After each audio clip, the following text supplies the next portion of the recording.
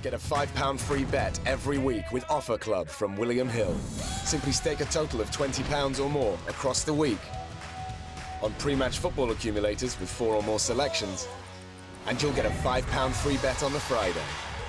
Join William Hill Offer Club on mobile or online now.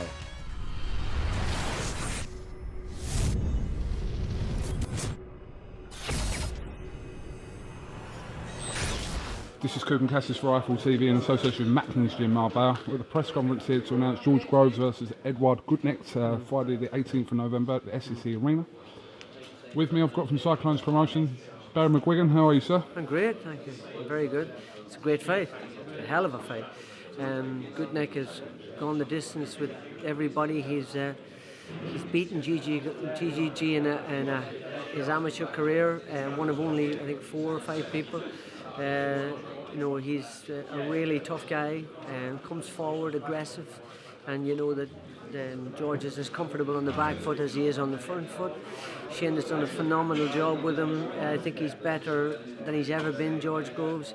I think he's like a fine wine. He's just maturing at the right pace. He's 28 years old, so I definitely think that with the way Shane's working with him at the moment, he's better than he's ever been, and I think he's going to win the world title. And this is a very difficult fight for him. So you know that Gutknecht has campaigned that he lost to Robert Stiglitz for the super middleweight title, but he's been up at light heavyweight and fought for the light heavyweight title. So this is a real test. You know, he could have taken an easier opponent, but he hasn't. He's taken a real test, and this is a real fight. And from terrestrial television's perspective, Channel 5, this is a proper fight. This is going to be a very, very difficult fight for George.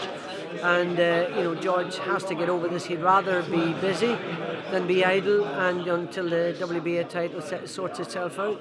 But there's always a chance of a possible fight with De Gale down the line as well. So he has to win, and he has to win impressively. And I think they've taken this fight, this really tough fight, both him and Shane, because this is a very testing, and it will test him in every department. So it'll show just how much better the kid has got, and he's really getting better and better and better, George. And honestly, I'm absolutely convinced that he will win the World Super Middleweight title very soon. But he must win. He has to look good, because it's not just about winning, as you know, KUGAN. It's about how you win.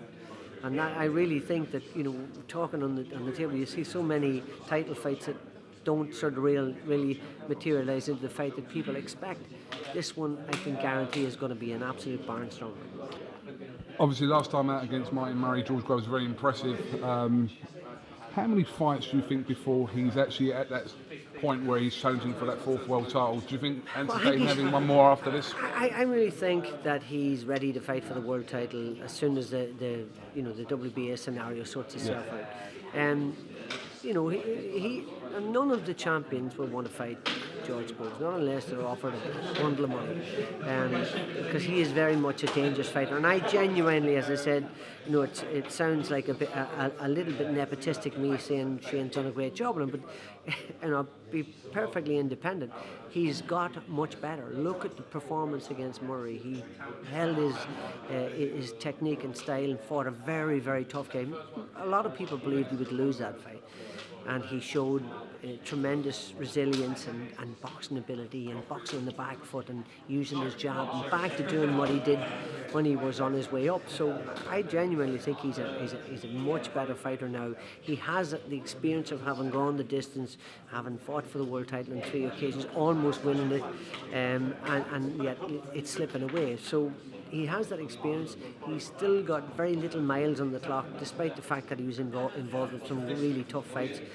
And against Edward Gutknecht, that's a very, very tough fight. This kid is very strong, never been stopped before, stopped on a cut eye, but never been stopped by punches. And he will walk in and he will put George under pressure, and he will keep that head moving and walk him down. So that's going to be another test.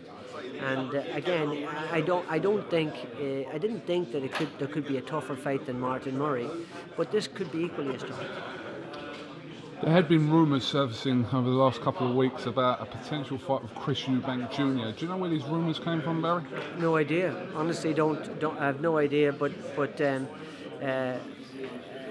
I saw that myself. There is obviously a potential down the road, but I don't think it's going to happen anytime soon.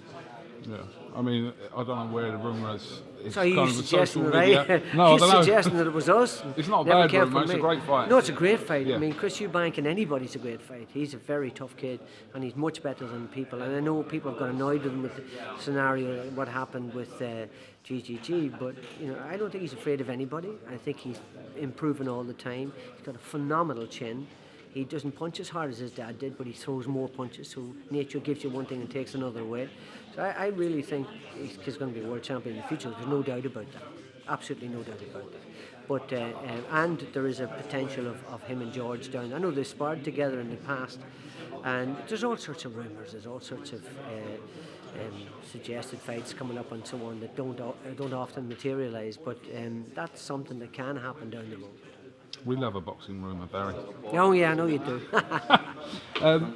And obviously, George fighting on Channel 5. Yeah. First time on terrestrial television as a pro. It's hard to believe that George has been around this time and never fought on terrestrial TV. And for terrestrial TV, it is a fantastic opportunity because he really is a talent. There's no doubt about that. Can you give us any updates on Carl Frampton in regards to his potential rematch with Leo Santa Cruz? Yeah, he could be potentially fighting Leo Santa Cruz. Is that enough for you? This year? Potentially, yeah, and there's no doubt about that could happen. We've been given a number of dates, but I can't really say what's happening. Obviously, what's the point in having press conferences? I'm going to tell it 3 or 4 months in advance. I don't know what's happening. We are close to agreeing terms, but it still has to be got across the line. The west coast of America? Can't tell you that, Kugan. Can't tell you that. You can speculate that it's the west coast of America. I'd like to think it's going to be the west coast. Why? Because you're going to get the trip, are you? Lucky so-and-so. We just flipped a coin for that, Barry. But also on the bill, Andrew Selby, Conrad Cummings. Yeah, Selby's a real talent. And, we saw what happened to Charlie Edwards in a world title fight, but taking it too soon. It was always, there's always a risk attached to putting the guys in, and we're doing the same thing with Josh Taylor. It was a step too far, and I think most boxing experts would have thought for Charlie he hadn't yet developed. But Selby is that much more mature as a fighter, so I think we can move him aggressively, and we can think about down the line where he's going to be fighting for a world title in a hurry. But he's definitely a serious talent, and looking at all of those guys in the flyweight division, he's a couple of fights away from a world title fight, but he's an amazing talent, great to watch. So we have him on the undercard. Cummins has come on in leaps and bounds. He drew with Mile. He was very disappointed. We were all disappointed. We thought he clearly won the fight, didn't get it. But he's improved tremendously in the gym. He looks amazing. And he's going to be fighting in the title fight, and we're going to be moving him aggressively. And I look at all the middleweights in the country, and he's capable of beating every one of them. There's no question about that. So he's going to move on. We wouldn't match him with Chris Eubank Jr. at the moment because he's very special and he's going to definitely win a world title. Put him aside, the rest are all there. Just a final word, Barry. Obviously, the sad news of the passing away of Mike Towell recently in Glasgow. It's just a real harsh reality of how serious the sport is. Yeah, worries me a lot. It worries me that a kid can have headaches in the 3 weeks before a fight and still, get through the loop and get into it. But the board and the doctors weren't aware of that. So I think we can come up with all sorts of speculation. There's a number of things that happened. He was 2.5 pounds over the weight. He came in a pound under. That meant he lost 3.5 pounds in weight. He had headaches coming up to the fight, but didn't tell anybody. Why didn't he tell people?